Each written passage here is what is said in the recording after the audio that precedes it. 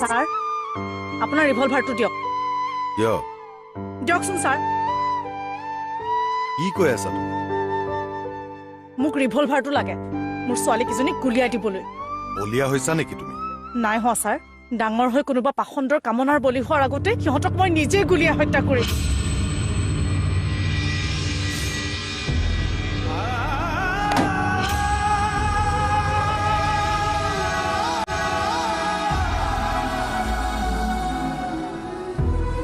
সহ্য কৰিব পৰা নাই ছাৰ কি দুখ আছিলনো সেই অকমানীজনীৰ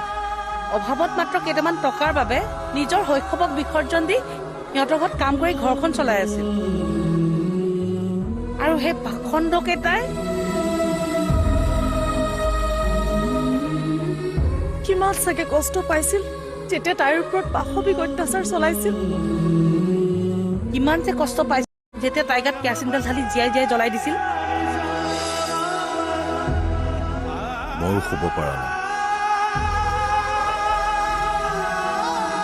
বাৰে বাৰে চকুৰ আগত ভাহি আহে জ্বলি যোৱা তাইৰ নিথৰ দেহটো ছাৰ সিহঁতি শাস্তি পাবই লাগিব কঠোৰতকৈ কঠোৰ শাস্তি পাব লাগে ছাৰ ইহঁতে পাব হাৰি যাবলৈ দিয়া নহ'ব সিহঁতক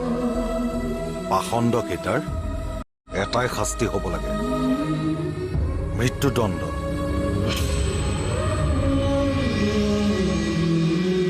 ফুলকুমলীয়া সুমিলা ৰংহাংপীৰ ন্যায় বিচাৰিছো আমি বিচাৰিছো পাখণ্ডকেইটাৰ চৰম শাস্তি মৃত্যুদণ্ড